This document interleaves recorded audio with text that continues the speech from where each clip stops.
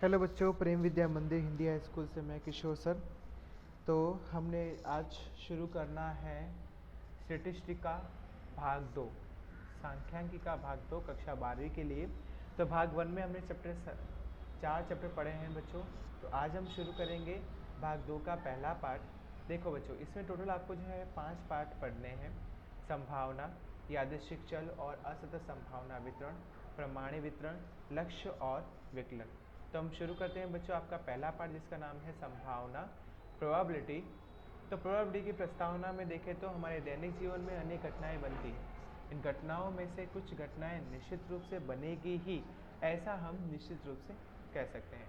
जैसे कि जन्म लेने वाला प्रत्येक मनुष्य मरेगा, वृक्ष से टूटकर फल जमीन पर गिरेगा, किसी व्यापारी को वस्तु की प्रति इकाई की बिक्री से यदि रुपये 10 का लाभ मिलता है तो वस्तु की 50 इकाई की बिक्री से रुपये 500 का लाभ मिलेगा। यदि किसी व्यक्ति को राष्ट्रीयकृत बैंक में रुपये 1 लाख रुपए पर वार्षिक 7.5% की दर से ब्याज पर रखने से वर्ष के अंत में उसे रुपये 7,500 ब्याज मिलेगा।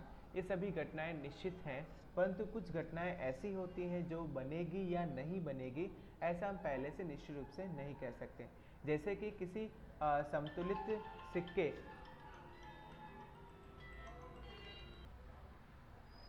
जैसे कि किसी समतुलित सिक्के को उछालने से उसके ऊपरी हिस्से पर छाप आएगा। 6 भुजा वाले समतुलित पासे को उछालने पर उसके ऊपर की ओर मिलने वाला अंक 3 हो, नवजात शिशु का लिंग नर हो, कारखाने में उत्पादित इकाई की गुणवत्ता क्षति रहित हो, वर्तमान वर्ष में कुछ विस्तार में वर्षा कितनी होगी, वर्तमान वर्ष में राज्य में गेहूं की फसल का उत्पादन कितना होगा, दो देशों के बीच खेले जाने वाली क्रिकेट मैच का परिणाम क्या होगा, इत्यादि। ये घटनाएं ऐसी हैं जो घटित होती है, ऐसा हम निश्चित रूप से नहीं कह सकते। इन घटनाओं को घटने के विषय में सचोट रूप से अनुमान करना संभव नहीं है।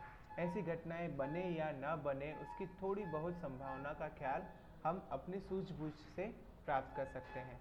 ऐसी घटनाएं बनेगी या नहीं बनेगी का आधार अज्ञात तत्वों पर रहता है, जिसे हम चांस कहते हैं। ऐसे चांस पर आधारित घटनाओं को यादृच्छिक घटनाएं, रैंडम इवेंट्स कहते हैं। ऐसी अनियमित घटना घटने के अनुमान से संख्यात्मक रूप से प्रदर्शित करने के लिए संभावना, प्रोबेबिलिटी का उपयोग किया जाता है। इस अध्ययन में हम संभावना के सिद्धांत, संभावना की प्रविष्ट परिभाषा, सांख्यिकी परिभाषा एवं संभावना की उपयोगिता प्रदर्शित करने वाले उदाहरण देखेंगे। अब हम संभावना के अध्ययन के लिए उपयोगी कुछ पदों की स्पष्टीकरण लेंगे। पहला 2.1 यादृच्छिक प्रयोग और निर्देश अवकाश। 1.2.1 यादृच्छिक प्रयोग। हम नीचे के प्रयोगों का विचार करेंगे। प्रयोग एक समतुलित सिक्के को उछालेंगे। इस प्रयोग में दो संभावित परिणाम होते हैं, छाप हेड टेल, काटा, दोनों में से कोई एक परिणाम मिलेगा। हम मान लेंगे कि सिक्का अपनी धुरी पर खड़ा नहीं रह सकता।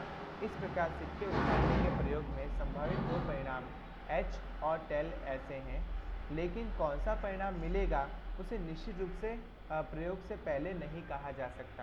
प्रयोग नंबर 2, 1, 2, 3, 4, 5, 6 ऐसे 1 से 6 अंक वाले षटभुजा समतुलित पासे को उछालेंगे। उसके ऊपर की ओर आए अंकों का लेखा करो।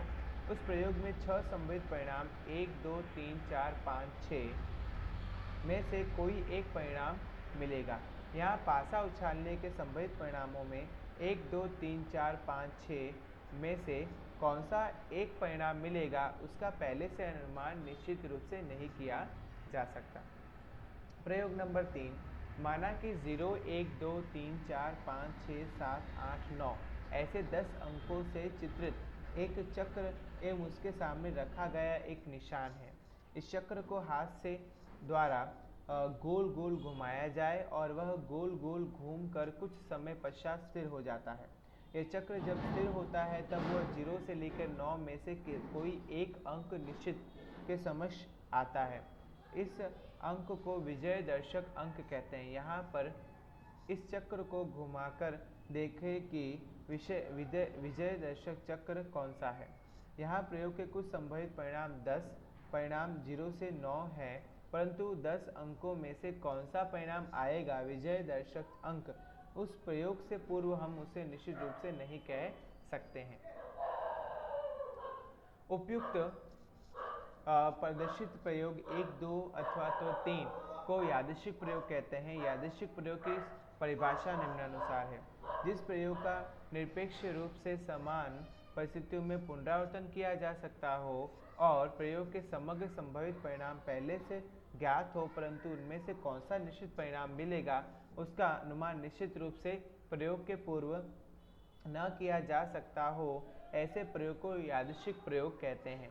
इस परिभाषा से यादृच्छिक प्रयोग के निम्नलिखित लक्षण फलित होते हैं। पहला, यादृच्छिक प्रयोग का निरपेक्ष रूप से लगभग समान परिस्थितियों में पुनरावर्तन किया जा सकता है। दूसरा, यादृच्छिक प्रयोग के संभावित समग्र परिणाम ज्ञात होते हैं, परंतु उनमें से कौन सा परिणाम निश्चित परिणाम मिलेगा उसका निश्चित रूप से प्रयोग से पूर्व अनुमान नहीं किया जा सकता। और तीसरा, यादृच्छिक प्रयोग के अंत में संभावित परिणामों में से कोई एक निश्चित परिणाम मिलेगा ही, ऐसा हम कह सकते हैं।